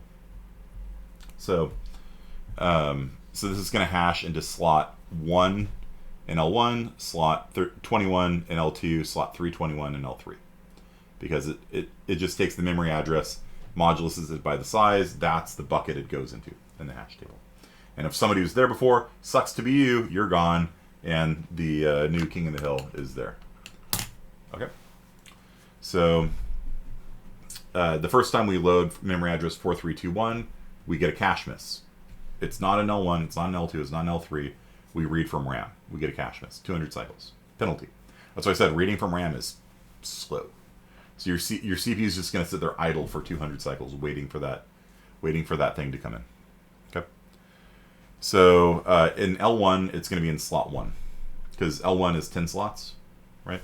So if you want to see what slot it goes into, what bucket it goes into in L1, you take this whole thing here, 4321, modulus by size.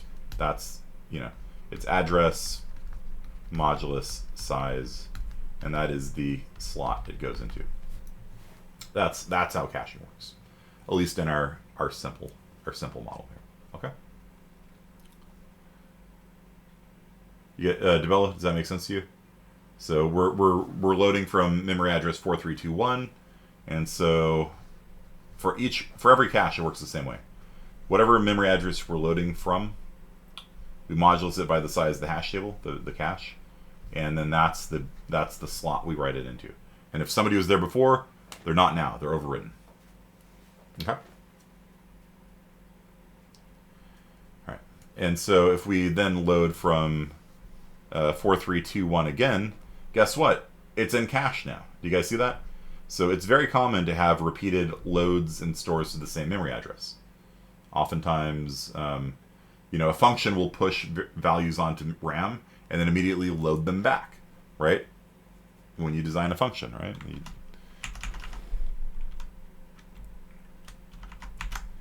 right? Look, we store these registers into RAM, and then at the end of the function, we load the registers back. So these guys are going to be in cache. The people that we stored there are going to be in L1 cache, and so when we load them back, we're going to get cache hits on all of these things. Okay, and this is a load multiple. So the load multiple should be able to load all of them faster. I believe it's faster than doing separate loads and stores. Okay. So if we load 4321, all right, cool. Cache miss. This is going to be cache miss. All right, the first time we do a load, you're going to get a cold start cache miss. But then the next time, boom, cache hit. That's what we call it, cache hit. So let me give you a thumbs up. There you go. That's a giant thumbs up right there. Boom. It's a giant thumbs up. Good. L1 cache hit. Very good. L1 cache hit. Very good. Okay. Cache miss, the best programmer holiday. Yeah. So some cache misses are unavoidable. The first time you load something, it's unavoidable. But after that, if you're using these variables a lot, you want them to be in L1 cache, like 100%. If your code is badly designed, like I said, you read down a 2D array by columns rather than rows, your code is just going to be slow. Unnecessarily slow. It'll be far slower. It might be 200 times slower. 200 times slower. You know, that would mean that your frame rate in Cyberpunk would be, what is 1 over 200? 200 frames per second to 1. Yeah. Well, if you got 200 frames a second on Cyberpunk 2077, you're lying. At least on the better detail settings. That game is not especially well. It is not well optimized. All right, so then let's load 44221. So this guy is going to hash to the same. It's going to hash to the same bucket in L1 cache. It's going to hash to the same bucket in L2 cache. So this guy here, he's out of L2. He's out of L2. He's out of L1. He's out of L1. Same guy, but he's still in L3. Okay, so this guy has just evicted the first guy from level 1 and level 2 cache, but because this guy hashes to 321 in L3, so in L3 he hashes to 321, and the other guy hashes to 421. They're both in L3 cache. And so the next time we do a load, next time we load 4321, it's going to be an L3 cache hit. Okay. And so if you have two guys that are knocking each other out of L1 and L2 cache, your performance is going to tank. And that's why they have that thing I talked about last time, the 8-way set associative memory. So if two people are just happening to hash to the same location, they will coexist in peace. So, but in this case, this would be an L3 cache hit, which would be whatever I said, like 80 cycles or something. So it's still faster than RAM. It's still faster than RAM. So as variables aren't used, what happens is as the variable isn't used for a while, it tends to migrate from L1 cache into L2 cache, and if it's still not used for a while, then it tends to migrate into L3 cache, and it's not used for a while, it tends to go back into RAM. And so caches hold either the most recently or the most frequently used variables.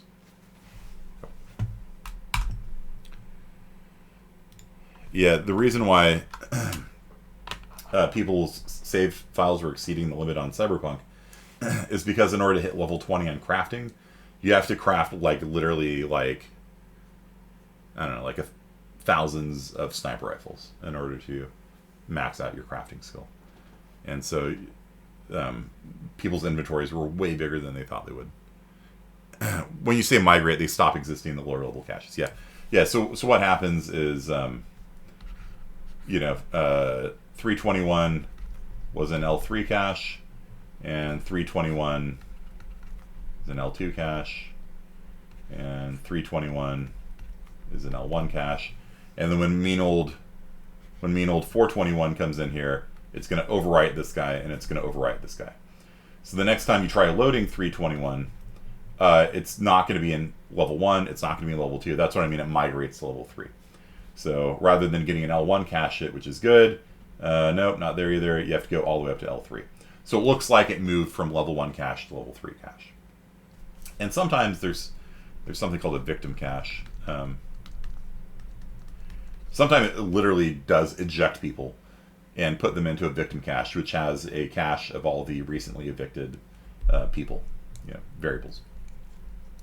That's a thing that they sometimes use. Can you explain the cold start thing again? Yeah. So let's say I just turned on the program. Here's your cache. It's empty. Right? So here's RAM up here. There's RAM. And we got your level 3 cache, your level 2 cache, your level 1 cache. And your program's like, load Mr. 421. It goes, hey, L1, have you heard of this guy? Nope, I'm empty. Hey, L2, have you heard of this guy? Nope, I'm empty. Hey, L3, have you heard of this guy? Nope, I'm empty. Okay. Cache miss.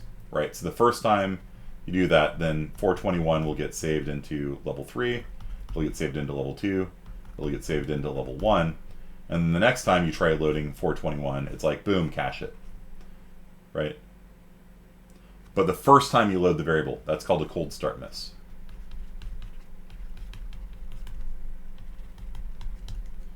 Yep. Because the cache is empty. You can't get a cache hit when the cache is empty. Right? So the first time you load a variable, it's going to miss. You're going to get a cache miss. Not the first number saved, the first number loaded. If you save something, that's different. If you saving things are always cache hits. Let me write this over here. Storing. What was that? Storing things always hit L1. Storing things always hit L1. Ooh, am I breaking up? What's happening here? Uh-oh. What's happening?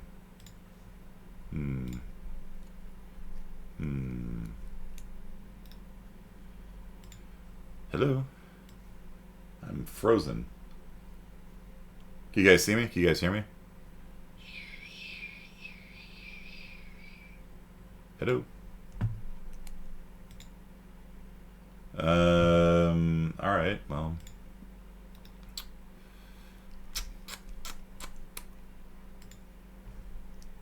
I'll just turn off my camera. Okay. You guys will have to make do without my handsome face here. Alright.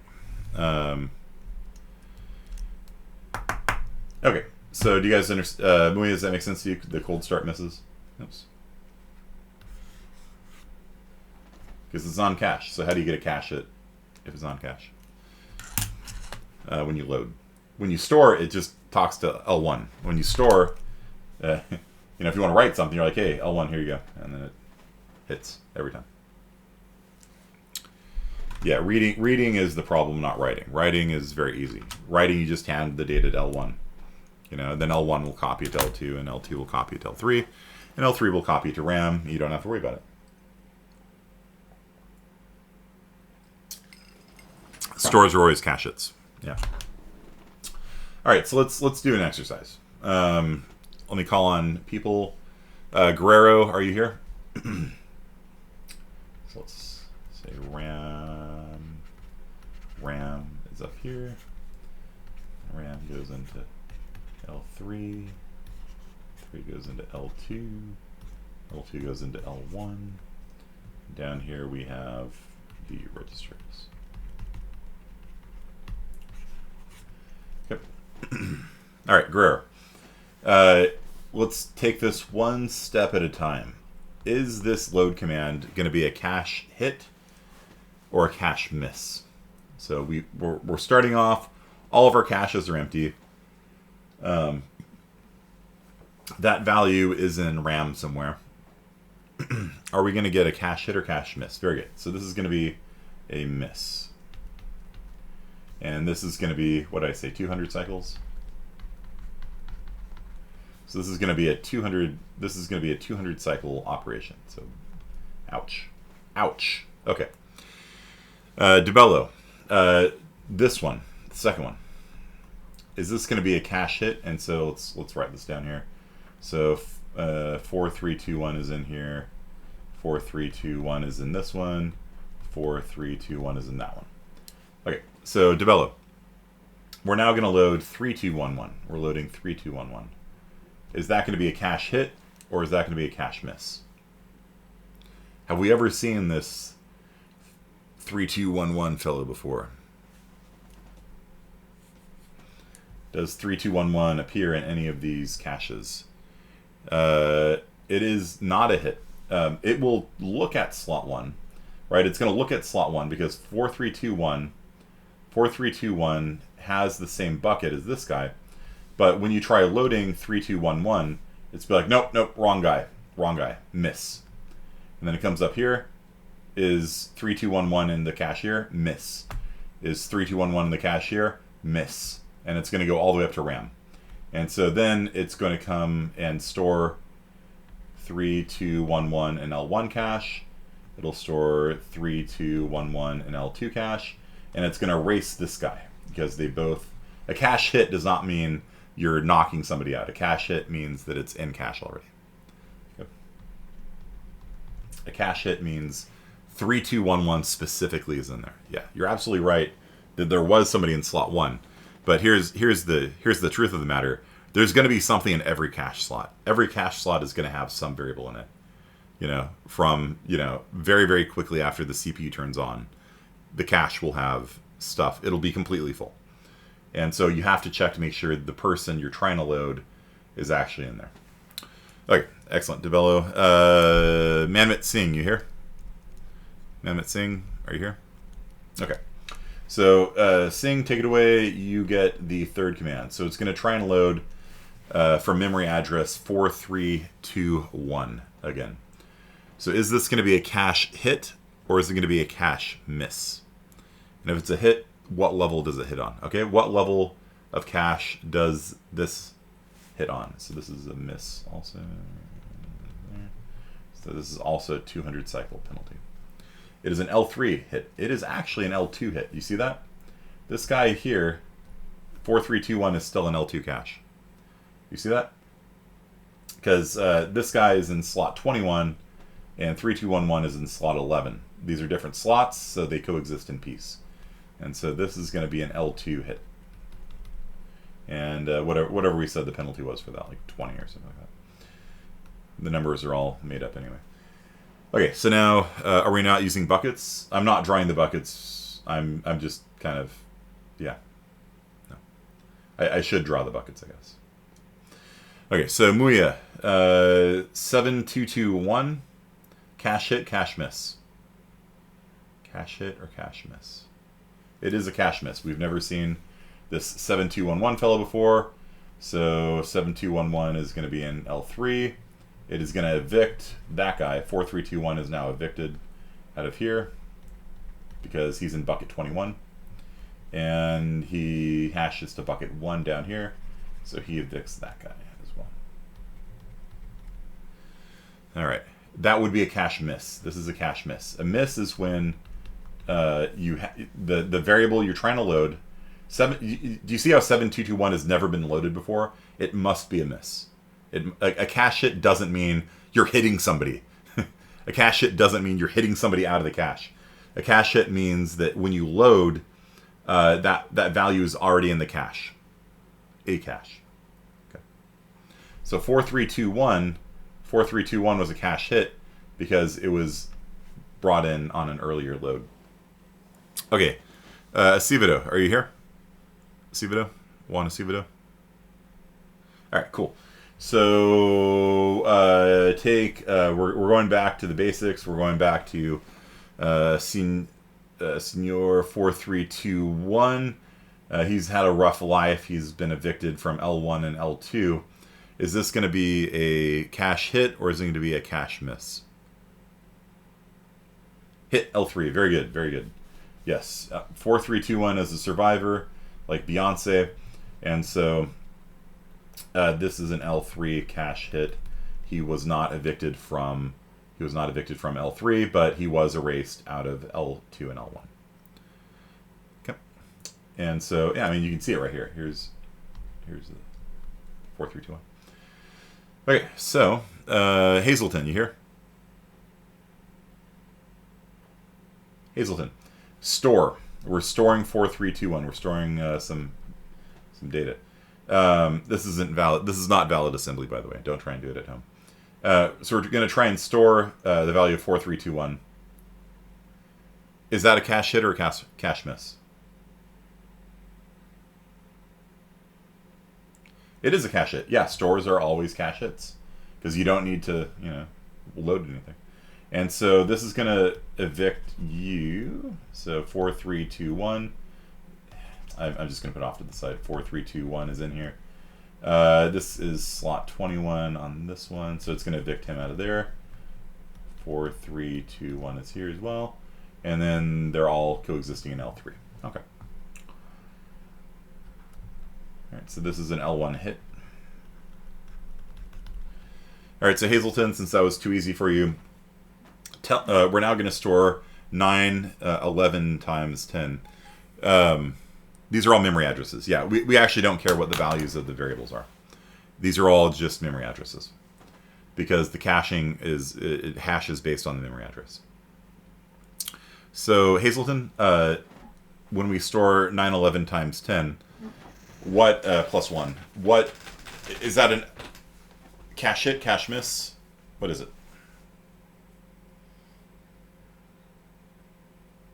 Hazelton? Hit. Okay.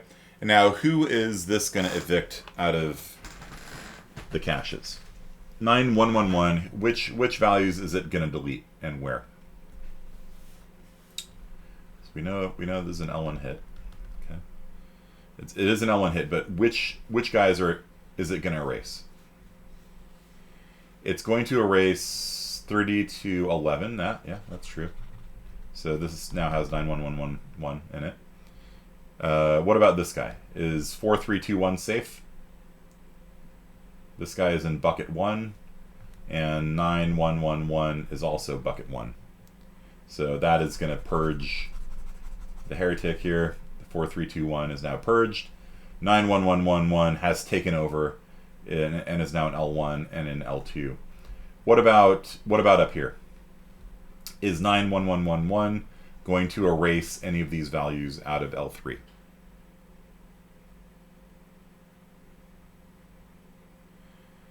Okay, Hazelton, is 9111 gonna erase anybody out of L3?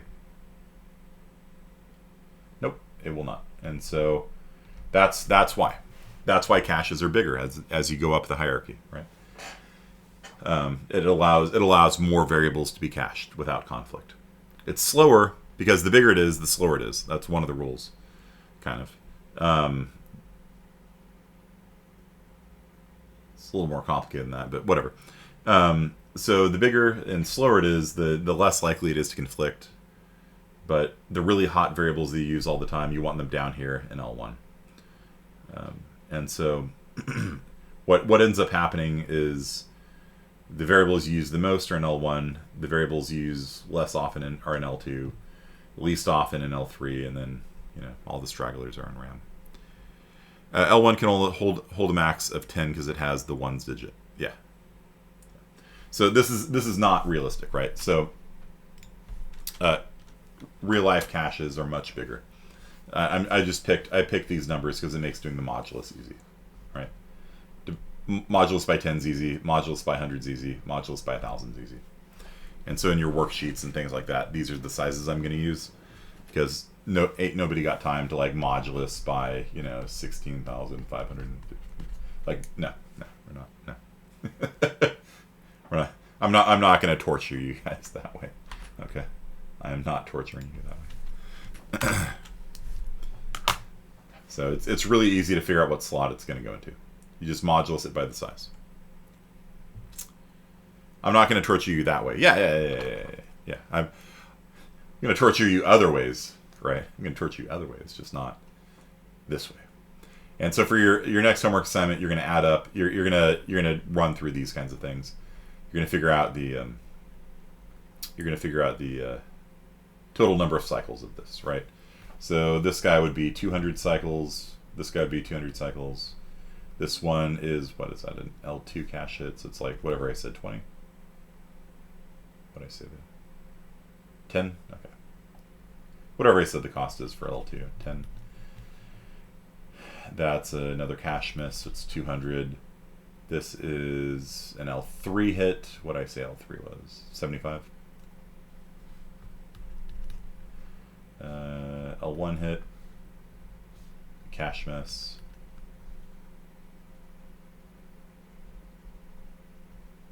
And that's going to be an L3 hit also. Okay. And then you just add these costs up. And that'll tell you the cost of this program. So that'll be due next Thursday. It's just a little worksheet. It's not a programming session or anything. Is memory faster because things are next to each other? No, that's something I haven't talked about. So there's something called the cache line size. And so caches usually hold more than one variable. Okay. And so what happens is that each thing you load isn't usually let's see. What is the cache line size? Cache line size for a i9 7900X. Let's see if we can figure this out.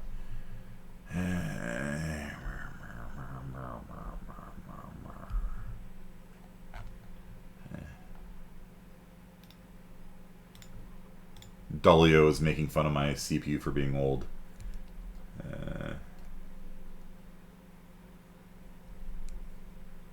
Yeah, whatever. Okay. Whatever, it's fine. I know. I'm just giving you a hard time. Okay, so let's talk about cache line size. Let's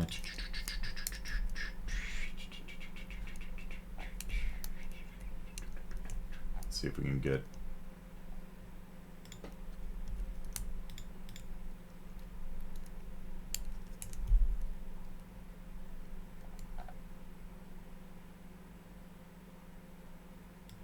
$64 bytes. Okay. So,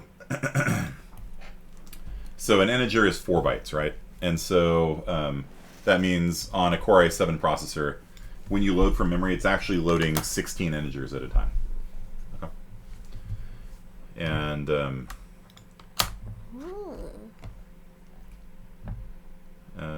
Ada, I need my mouse.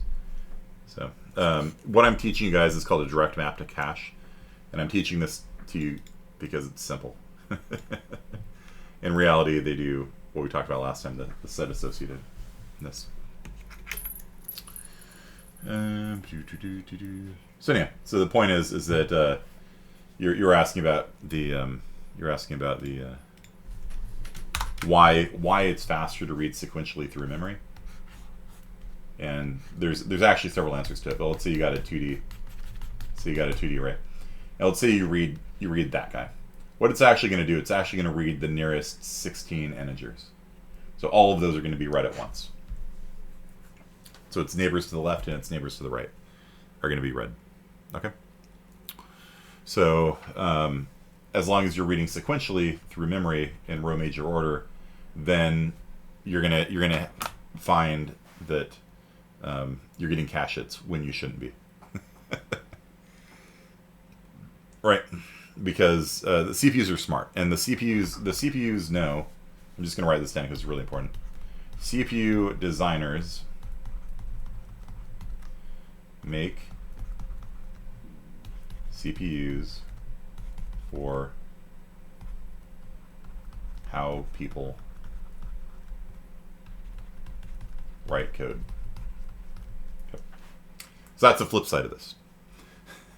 So if everybody is reading from left to right and then top to down, then CPU designers will optimize it for left to right, top to down, right?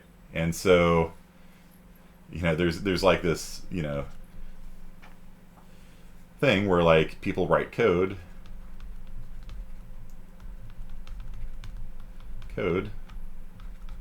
optimized for CPUs. So it's a back and forth, right? Like we write code that's going to be fast on a CPU, and the CPU people make CPUs designed for how people write code. And so it's like this feedback loop, right? And so because everybody does row major order, this was specified by the C language. The C language specified that it must be in row major order. CPUs nowadays are optimized for row major order. simple, reality. And so Intel designs things to run C++ faster. C++ programmers write code that'll run faster on the Intel CPUs, and there's a back and forth. Okay? So that's kind of the flip side of things. This is you'll learn about this a little bit more as a junior, but this whole field is called, where's my mouse? There we go. This whole field is called computer engineering.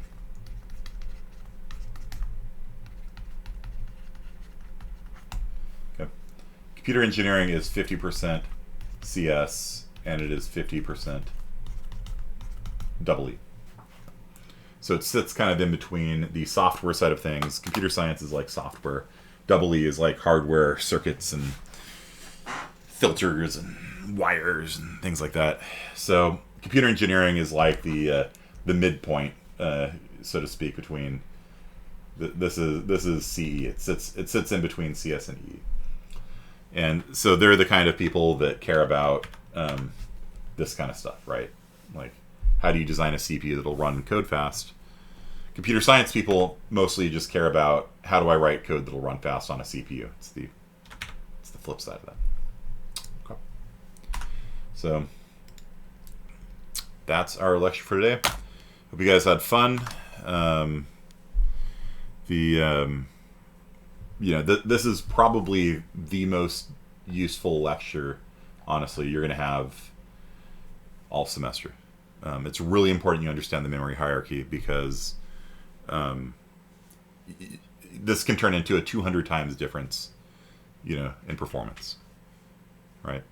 So, and it has real life implications on how you write your C++ code. Okay. Are you gonna post loop.s in public? I mean, do you need to see this? Like, just these notes, or like, because the code that I've given you,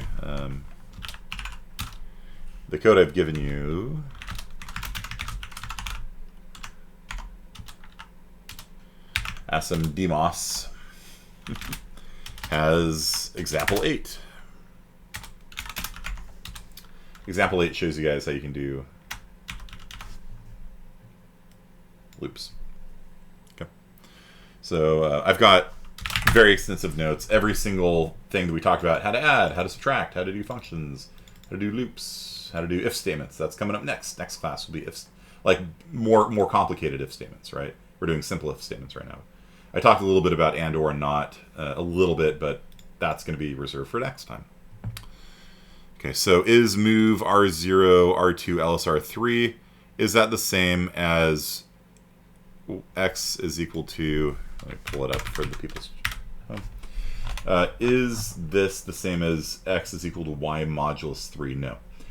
This is the same as y times 2, 4, 8. So this is setting x equal to y times 8. This is not a modulus. It's not a modulus. Okay. There are ways of doing modulus. If you want a modulus by power of 2, you can do so using bit hacks.